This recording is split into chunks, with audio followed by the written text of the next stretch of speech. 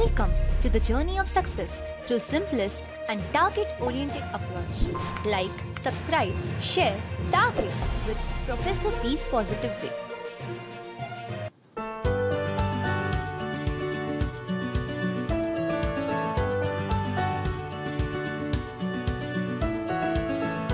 नमस्कार विद्यार्थी मित्र हो. आज आपण चालू घडामोडी या सदरामध्ये मे 2020 मध्ये भारताच्या पूर्व किनारपट्टीला मोस्टली पश्चिम बंगाल आणि काही ओडिसाच्या भागाला ज्या अँफन चक्रीवादळानं जो काही प्री मान्सून म्हणून ज्याचा आपण उल्लेख केला जातो तो कशा पद्धतीने त्याचं नोमेनक्लेचर करण्यात आलं आणि याचं नोमेनक्लेचर करण्या अगोदर भारतामध्ये कुठल्या पद्धतीची सायक्लॉन निर्मिती होतात त्यामागील काय पार्श्वभूमी आहे या सर्व गोष्टींचा आपण या ठिकाणी आवाका घेणार आहोत. परंतु MPSC मध्ये त्याचबरोबर UPSC मध्ये डिझास्टर मॅनेजमेंट हा एक महत्त्वाचा सेक्शन्स आहे. आपत्ती निवारण, त्या आपत्ती निवारणामध्ये अँफन चक्रीवादळाला मॅनेजमेंट करत असताना कुठली आपण म्हणूया की कुठल्या गोष्टी किंवा कुठलं मंत्रालय कुठलं डिपार्टमेंट त्या अंतर्गत काम करतं हेही आपल्याला या सेक्शनच्या अंतर्गत पाहायचं आहे. विद्यार्थी मित्र हो, जर हा व्हिडिओ तुम्हाला मनापासून आवडला असेल तर तुम्ही मला 4 पद्धतीने थँक्यू म्हणू शकाल. एक तर या व्हिडिओला तुम्ही लाईक करून, 2 हा व्हिडिओ आपल्या मित्रपरिवारामध्ये शेअर करून आणि 3 टार्गेट कॉम्पिटिटिव्ह एक्झाम या चॅनलला सबस्क्राईब करून, 4 असे व्हिडिओ भविष्यामध्ये बनविण्यासाठी मला तुमच्या मोटिवेशन आणि सहकार्याची गरज आहे. या व्हिडिओच्या शेवटी दिलेल्या पेटीएम नंबरवर आपण एक व्हॉलंटरी डोनेटर व्हावं ही एक विनंती आणि आशा. Let's target competitive exam with Professor B's Positive Way. Cyclone Amphan ज्याचा नाव आपण उल्लेख अम्पुन असाही केला जातो. आता अम्पुन हा जो काही शब्द आहे किंवा अँफन हा शब्द आहे याचं ओरिजिन थायलंड या देशाने दिलेलं आहे. आता थायलंड वगैरे का ओरिजिन्स आहे थायलंडचा आणि हिंदी महासागरातील किंवा आपण असं म्हणूया की पश्चिम बंगाल महासागरातील नावाचा काय संदर्भ आहे हेही आपल्याला या ठिकाणी पाहणं अपेक्षित आहे. त्या अगोदर हे चक्रीवादळाने जो काही तडाखा आपल्या पूर्व किनारपट्टीला दिला ती तारीख आपण मे 2020 म्हणूया. त्याचं वैशिष्ट्य आपल्या सर्वात महत्त्वाचं पाहायचं आहे. आपल्या भारतामध्ये पूर्व किनारपट्टीला मोस्टली 1999 मध्ये एक महाचक्रीवादळ धडकलेलं होतं. आता 1999चा कालावधी पाहिला तर त्यावेळेस चक्रीवादळांना कुठलीही नावं दिली जात नसायची. जसं या चक्रीवादळाला आपण अँफन नाव दिलेलं आहे. तर 1999 नंतर याला महाचक्रीवादळ म्हटलं जात होतं. चक्रीवादळच्या क्लासिफिकेशनच्या भाषेमध्ये आपण याला सुपर सायक्लोन स्ट्रोम्स असं म्हटलं जातं. 1999 नंतर परत जवळजवळ 20 वर्षांनी म्हणजेच 2020 मध्ये भारताच्या त्याच पूर्व किनारपट्टीला अशा स्वरूपातील या वादळाने धक्का दिलेला आहे आणि हे वादळ देखील क्लासिफिकेशन सुपर सायक्लोनिक स्ट्रोम मध्ये केलं जातं. काय क्लासिफिकेशन्स आहे हे आपण या ठिकाणी पाहूया. साधारणपणे कुणाला वादळ म्हटलं जातं? वादळाची निर्मिती करण्या अगोदर सर्वात महत्वाचा जो काही घटक आहे की समुद्रामध्ये मोस्टली उष्णकटिबंधीय जो काही अथांग समुद्र आहे त्यामध्ये जर डिप्रेशन कमी दाबाचा जर प्रदेश तयार होत असेल तर हाच कमी दाबाचा प्रदेश तेथील भौगोलिक परिस्थिती बाकीचे अनेक फॅक्टर यांचा विचार करत असताना हा जसजसा कमी दाबाचा प्रदेश वाढत जातो तसं त्याचं रूपांतर हे सायक्लोनिक स्ट्रोममध्ये घेतलं जातं. साधारणपणे हे 7 पट्ट्यामध्ये क्लासिफिकेशन्स केलं जातं. परंतु ज्या कमी दाबाच्या प्रदेशामध्ये उष्णकटिबंधीय महासागराच्या प्रदेशामध्ये ज्यावेळेस वाऱ्याचा वेग हा 63 ते 88 किलोमीटर पर आवर साधारणपणे 3 मिनिटाचा ॲव्हरेजली आपण जर हिशोब जर धरला या पलीकडे असेल तर आपण त्याला सायक्लोन स्ट्रोम असं म्हटलं जातं. अँफनच्या संदर्भातील जे काही मुख्य वैशिष्ट्य होतं हा अँफनचा स्पीड ज्यावेळेस प्रिडिक्शन करण्यात आलं त्यावेळेस स्पीड हा साधारणपणे 65 किलोमीटर पर आवर होता. परंतु नंतर हा स्पीड वाढत वाढत वाढत जाऊन ॲट द एंड हा स्पीड हा 260 किलोमीटर पर आवर या वेगाने मूव्ह करायला लागला. म्हणूनच आपण याला 1999च्या ओरिसातील महाचक्रीवादळानंतरचं दुसरं इतकं महाभयानक प्री मान्सून चक्रीवादळ या ठिकाणी मेन्शन्स केलेलं आहे. म्हणजेच अँफनची कॅटेगरी ही येते सुपर सायक्लोनिक स्ट्रोममध्ये. तर भारतामध्ये आंध्र प्रदेशच्या किनारपट्टीवर जे काही आपलं डोपलर वेदर रडार सिस्टीम्स आहे, ती डोपलर वेदर रडार सिस्टीम विशाखापट्टणममधील की साधारणपणे आपल्याला 3 ते 4 दिवसाचं या वादळाचं ट्रॅकिंग या वेदर फोरकास्टिंगच्या मार्फत IMDच्या डिपार्टमेंट मार्फत त्या ठिकाणची पब्लिक असेल, प्रशासन असेल किंवा NDRF संस्था असेल, या ठिकाणचं मार्गदर्शन करत असतं. वादळाची निर्मिती कशी झाली, वादळाचं कन्व्हर्जन कुठल्या कॅटेगरीमध्ये होणार आहे, हे सांगण्याचं काम आपल्याला ही डॉपलर वेदर सिस्टीम आंध्र प्रदेशमधील त्याचं ट्रॅकिंग करण्याचं काम करत असतंय. आता साधारणपणे वादळामध्ये 3 पद्धतीची वॉर्निंग्स दिले जातात. त्या वॉर्निंगला रेड वॉर्निंग असं म्हटलं जातं, त्याच वॉर्निंगला येलो वॉर्निंग असं म्हटलं जातं, आणि जी काही थर्ड वॉर्निंग आहे तिला ग्रीन वॉर्निंग असं म्हटलं जातं. आपल्याला पाहता क्षणी कळत असेल की ज्यामध्ये सोसाट्याचा वारा वाहणार आहे किंवा वित्तहानीची जी इंटेन्सिटी कमी असणार आहे त्याला येलो वॉर्निंग असं म्हटलं जाते. जरी अम्फन वादळ हा बंगालच्या उपसागरामध्ये क्रिएट होऊन त्याची ट्रॅकिंग जरी असं असेल तरी या काळामध्ये भारताच्या पश्चिम किनारपट्टीवर असणाऱ्या केरळ राज्याला देखील येलो वॉर्निंग याची देण्यात आली होती. म्हणजे सांगण्याचा उद्देश कसा की आपल्याला चक्रीवादळाच्या काळामध्ये वॉर्निंग किती पद्धतीने दिली जाते आणि ज्या भागामध्ये चक्रीवादळ आढळणार आहे, समुद्रामध्ये याची निर्मिती होते आपण हे पाहिलं, परंतु समुद्रातून त्याचा जो काही ट्रॅकिंगचा किंवा प्रवास जो काही असतो तो कोस्टल भागाकडे असतो, किनारपट्टीच्या भागाकडे असतो. आणि ज्यावेळेस ते किनारपट्टीच्या भागाला आढळतं, या ठिकाणी पश्चिम बंगालचे आणि बांगलादेश या देशाचे 2 भाग प्रिडिक्शन केले होते. त्यातील बांगलादेशाचा हातिया आयलंड्स किंवा बेटं म्हणूया, आणि आपल्या वेस्ट बेंगालची जी काही बेटांची उल्लेख केली होती त्यामध्ये सागर आणि दिघा या बेटांचा उल्लेख या ठिकाणी केला होता. हे हवामान खात्याने प्रिडिक्शन्स केलं होतं की या ठिकाणी हे चक्रीवादळ आढळू शकेल. परंतु मोस्टली आपल्याला पश्चिम बंगालमधील अँपन हे चक्रीवादळ या ठिकाणी नमूद आपण करू शकू. चक्रीवादळाच्या निर्मितीमध्ये सर्वात महत्त्वाचा घटक आपण इथे पाहणार आहोत. साधारणपणे आपण हा जो काही भाग दिसतो हा विषुववृत्तीय प्रदेश आहे. आता या विषुववृत्तीय प्रदेशामध्ये चक्रीवादळाची निर्मिती जी काही होते हे विषुववृत्तीच्या भागामध्ये जो काही एक्सटेन्सिव्ह समुद्राचा भाग आहे, जर उन्हाळ्याच्या काळामध्ये मोठ्या प्रमाणावर जर हा भाग ज्यावेळेस या हजारो किलोमीटरच्या ओशनच्या भागाचं तापमान हे almost near to 26 degree to 29.7 degree या दरम्यानचं असेल तरी तिला आयडियल कंडिशन म्हटली जाते की सायक्लोन निर्माण होण्यासाठी. परंतु चक्रीवादळ हा शब्द जो काही वापरला जातो तो साधारणपणे हिंदी महासागरातील वादळांसाठी वापरला जातो. त्याचबरोबर पॅसिफिक महासागरातील या ठिकाणी आपण साऊथ चायना सी दाखवलेला आहे. या ठिकाणच्या वादळांना, याच चक्रीवादळांना जे काही नाव दिलं जातं त्यालाच आपण जे काही म्हटलं जातं टायफून असं म्हटलं जातं. म्हणजे प्रकार त्याचं ओरिजिन सेमच आहे. त्याचबरोबर ऑस्ट्रेलियाच्या पश्चिम किनारपट्टीवर ही जर वादळ जर निर्माण होत असेल तर याच वादळांना नाव दिलं जातं विली लिली म्हटलं जातं. अटलांटिक महासागरामध्ये ही जर वादळ या ठिकाणी निर्माण होत असेल तर या वादळांना जे काही नाव दिलं जातं त्या वादळांना आपण या ठिकाणी टायफून आपण असं म्हटलेलं आहे. आणि या ठिकाणच्या वादळांना जे काही नाव दिलं जातं ते आपण हरिकेन असं म्हटलं जातं. म्हणजे नावं वेगळी आहेत परंतु त्यांचं ओरिजिन आणि जेनेसिस एकत्रच आहे. आता सायक्लोन अम्फन जे काही आहे जे इतर वादळाप्रमाणेच निर्माण झालं, म्हणजे चक्रीवादळ निर्माण होण्यासाठी साधारणपणे कर्कवृत्त आणि मकरवृत्तातील जो 23.5 कर्कवृत्त आहे आणि खालचं जे काही 23.5 मकरवृत्त आहे त्याचं साधारणपणे विषुववृत्तापासून 10 डिग्री दक्षिण आणि 10 डिग्री उत्तर जे काही अक्षांश आहे हा जो काही भाग आहे मोर प्रोबॅबल समजला जातो. तर बेसिक रिझन याचे जे काही आहे ते उन्हाळ्याच्या काळामध्ये एक्सटेन्सिव्ह पद्धतीने समुद्राचा सरफेस तापमान गरम होणे, आणि हा जर गरम झाल्यानंतर डेफिनेटली या ठिकाणी हवेचा दाब हा कमी होतो. हवेचा दाब जर कमी झाला तर या ठिकाणी जास्त हवामानाच्या प्रदेशाकडून, हवेच्या दाबाच्या प्रदेशाकडून अभिसरण पद्धतीने वाऱ्यांची गती वाढत जाते, जेणेकरून येथील हवा देखील ही गरम होऊन हलकी होऊन वरती जाते आणि या ठिकाणी आपण त्याला म्हणूया की हवेच्या विशिष्ट पद्धतीने प्रिसिपिटेशन होणं, पाऊस होणं आणि त्यातून जी काही ऊर्जा बाहेर पडते, तीच ऊर्जा या वादळाला एक गती देण्याचं काम करते. तीच ऊर्जा या वादळाला मोर डिस्ट्रक्टिव्ह देण्याचं काम करते. हा थोडक्यात आपण या वादळाच्या अंगाने वादळ कशी निर्माण होतात हा आपण अभ्यास केला.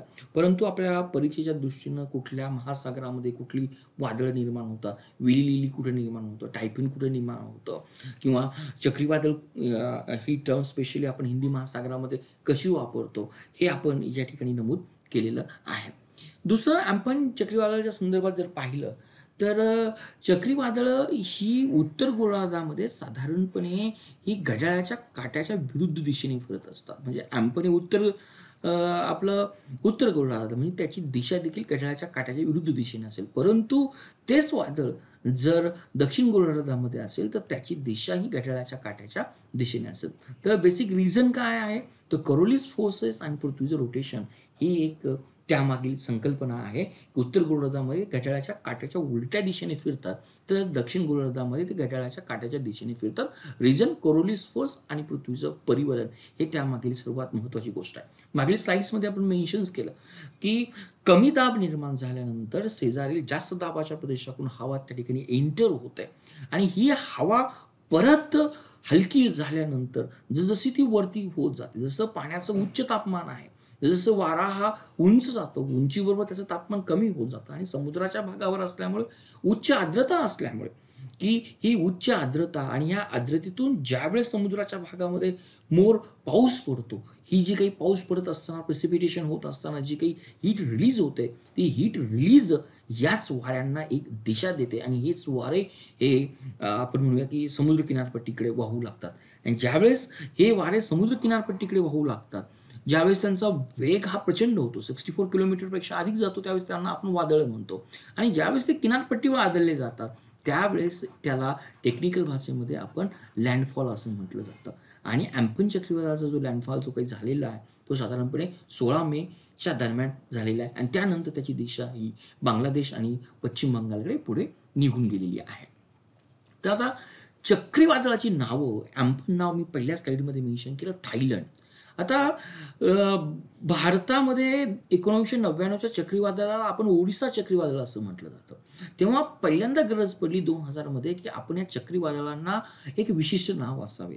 नावं देण्याचा पर्पज काय, की ज्या भागामध्ये चक्रीवादळ येतात त्या ठिकाणचं प्रशासन असेल, त्या ठिकाणचं आपत्ती निवारण करणारे अधिकारी असतील किंवा संस्था असतील, त्याचबरोबर सामान्य जनता असेल, की त्यांना त्या वादळाच्या संदर्भात सूचना देणं असेल, त्यांना त्याची तयारी करणं असेल, पूर्वतयारी करणं असेल किंवा काही रिलीफ मेजर देता येईल का, या अनुसाराने त्यांना एक नाव देण्याची एक आंतरराष्ट्रीय पद्धत इम्प्लिमेंट करण्याचं ठरवलं. आणि साधारणपणे हिंदी महासागरामध्ये, त्यात उत्तर हिंदी महासागरामध्ये 2000 आपण ही सूचना अंमलात आणायची ठरवलं आणि खऱ्या अर्थानं 2004 पासून जवळजवळ उत्तर हिंदी महासागरातील 8 राष्ट्रांचा यामध्ये सहभाग होता. 8 राष्ट्राकडून प्रत्येक राष्ट्राकडून 8 नावं मागितली होती आणि 8 नावं मागितली होती म्हणजे 2004 पासून तर हे 2020 पर्यंत अशी जवळजवळ 64 चक्रीवादळाची नावं होते. तर यामध्ये कुठले देश होते, तर यामध्ये जे काही देश होते त्यामध्ये होता बांगलादेश होता, त्यामध्ये आपला भारत देश होता, इंडिया होता, इंडियानंतर मालदीव्स होता, त्यामध्ये म्यानमार हा देश होता, म्यानमार नंतर पाकिस्तान हा देश होता, पाकिस्तान नंतर ओमान हा देश होता, नंतर श्रीलंका देश होता आणि थायलंड हा देश होता. तर हे जे काही ॲम्पन नाव जे काही होतं, तर हे ॲम्पन नाव थायलंड या देशानं दिलेलं 64 नाव होतं. आता या 8 देशामध्ये अजून 5 राष्ट्रांची भर टाकण्यात आलेली आहे. तरी 5 राष्ट्र कुठली, तर जसं आपण मेन्शन केलं की ओमान हे ऑलरेडी आपल्या लिस्टमध्ये होतच, परंतु जे काही एक्स्ट्रा राष्ट्र याच्यामध्ये ॲड करण्यात आली ते आहे एक सौदी अरेबिया. दुसरं राष्ट्र या ठिकाणचं ॲड करण्यात आलं त्याला आपण यमन असं म्हटलं जातं. तिसरं राष्ट्र या ठिकाणी जे काही ॲड करण्यात आलं ते आहे UAE. फोर्थ राष्ट्र जे काही आहे ते आहे कतार आणि 5th राष्ट्र जे काही आहे इराण. म्हणजे आता ॲम्पन हे शेवटचं चक्रीवादळ जे 2004च्या लिस्टनुसार उत्तर हिंदी महासागरातील होतं. आता या की उत्तर हिंदी महासागरामध्ये चक्रीवादळाची नावं ठरवण्यासाठी जी काही राष्ट्रांची समिती एकत्र आलेली आहे ती 13 राष्ट्र आहेत आणि प्रत्येक राष्ट्रांनी जवळजवळ 13 नावं सूचित केलेली आहेत. आणि आता 2020 पासून पुढील साधारणपणे परत आपण म्हणूया की 10 वर्ष किंवा 20 वर्ष ही 169 नावं आपल्याकडे अवेलेबल आहेत. आणि 169 नावामधील क्रोनॉलॉजिकली किंवा आपण अल्फाबेटिकली विचार जर केला तर पहिलं बांगलादेशचं नाव येतं आणि बांगलादेशने एकूण अशी 13 नावं सजेस्ट केलेली आहेत. तर पहिलं नाव बांगलादेशने जे काही सजेस्ट केलेलं आहे त्याचं नाव निसर्ग आहे.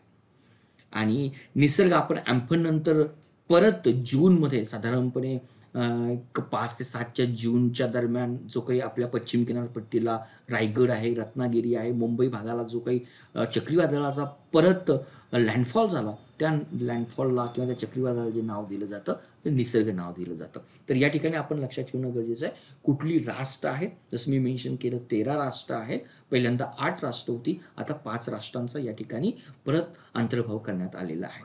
तर ही चक्रीवादळांची नाव ठेवण्यासाठी जी काही आंतरराष्ट्रीय समिती आहे तिलाच आपण हवामान परिषदेची समिती असं म्हटलं जातं, वर्ल्ड मेट्रोलॉजिकल ऑर्गनायझेशन. तर या वर्ल्ड मेट्रोलॉजिकल ऑर्गनायझेशनची संपूर्ण जगामध्ये 5 सेंटर्स आहेत. आपण त्याच 5 सेंटरलाच नाव दिलेली आहे की ट्रॉपिकल सायक्लॉन वॉर्निंग सेंटर. संपूर्ण जगामध्ये ट्रॉपिकल सायक्लॉन वॉर्निंग सेंटर ही 5 आहेत. आणि या ट्रॉपिकल सायक्लॉन वॉर्निंग सेंटरच्या अंतर्गत 6 रिजनल स्पेशलाइज मेट्रोलॉजिकल सेंटर्स आहेत. आणि या 13 देशांसाठी जे रिजनल स्पेशलाइज मेट्रोलॉजिकल सेंटर म्हणून काम करतं ते नवी दिल्ली इथं स्थित असणारी भारताची जी काही इंडियन मेट्रोलॉजिकल डिपार्टमेंट आहे ही संस्था काम करते.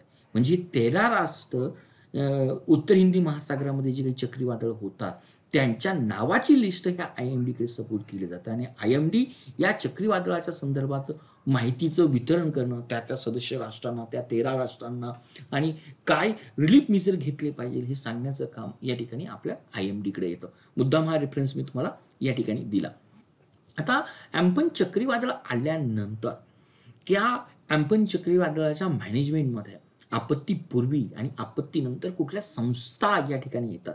जसं आपण मेन्शन्स केलं की आपत्तीची पूर्वसूचना देण्याचं काम, त्याचं ट्रेकिंग करण्याचं काम आपण पहिल्या साईडमध्ये पाहिलेलं आहे की डॉप्लर वेदर रडार काम करतं जे विशाखापट्टणममध्ये होतं. परंतु यातील संपूर्ण अपेक्स मॅनेजमेंट जर कुठलं असेल तर ते इंडियन मेट्रोलॉजिकल डिपार्टमेंट आहे. त्याचबरोबर या काळामध्ये, या आपत्तीच्या काळामध्ये, ही एक राष्ट्रीय आपत्तीच्या काळामध्ये कुठली मेजर्स घेतली जातात किंवा संपूर्ण आपत्तीवर जो काही कार्यकाळ आहे किंवा जे काही घटक काम करतात त्यावर मार्गदर्शन करण्याचं काम जी काही टॉप कमिटी आहे तिलाच आपण कॅबिनेट कमिटी ऑन सिक्युरिटी असं म्हटलं जातं.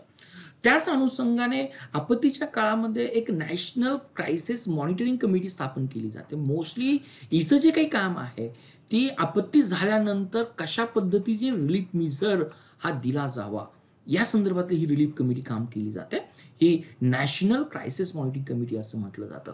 आणि ॲक्च्युअली आपत्तीग्रस्तांना मदत करण्यासाठी जे फील्डवर काम केले जातात ते नॅशनल डिझास्टर रिस्पॉन्स फोर्स किंवा जवान या ठिकाणी स्पेशल ट्रेन केलेले जवान असतात ते या फील्डवर काम केले जातात. आणि नॅशनल डिझास्टर रिस्पॉन्स फोर्स ज्या संस्थेच्या अंतर्गत काम करते तिलाच आपण नॅशनल डिझास्टर मॅनेजमेंट अथॉरिटी असं म्हटलं जातं, जिचे चेअरमन्स हे आपले प्राईम मिनिस्टर पदसिद्ध अधिकारी असतात. आणि नॅशनल डिझास्टर मॅनेजमेंट अथॉरिटी ही जी काही अपेक्स बॉडी आहे आपल्या देशातील आपत्ती व्यवस्थापन करण्यासंदर्भातील ती जी काही स्थापन झालेली आहे ती डिझास्टर मॅनेजमेंट ॲक्ट 2005 नुसार आपल्याला या ठिकाणी स्थापन झालेली.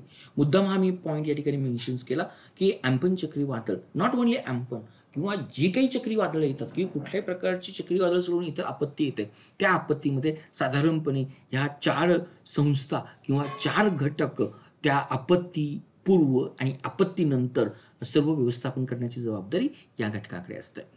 आपण जात असताना या चक्रीवादळाच्या रिलेटेड स्पर्धा परीक्षेच्या अंगाने काही महत्त्वाचे प्रश्न आपण गेस करूया. त्यातील 2 प्रश्न मी गेस केलेले आहेत, आपण पहिल्यांदा सोडवण्याचा प्रयत्न करूया.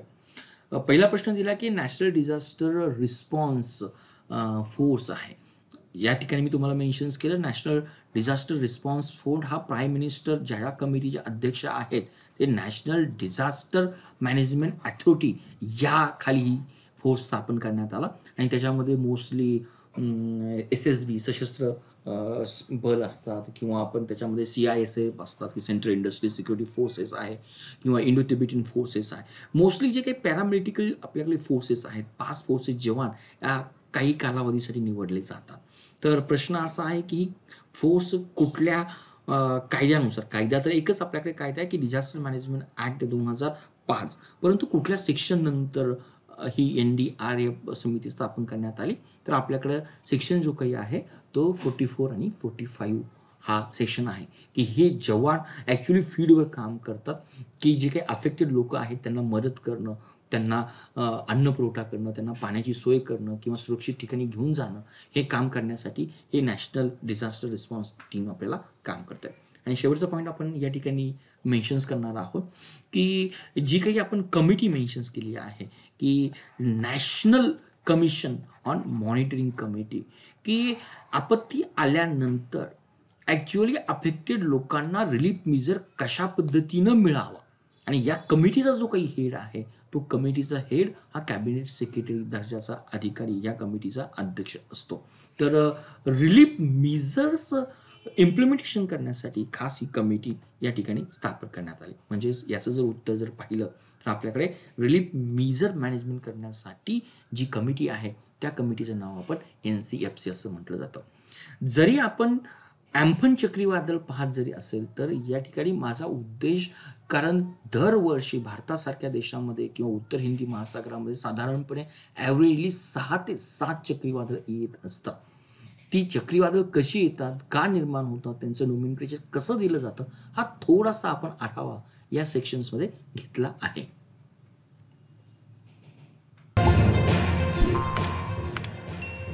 Thank you for watching Target with Professor Peace Positive Way. We request you to be a voluntary donator to become our prime and pride motivator.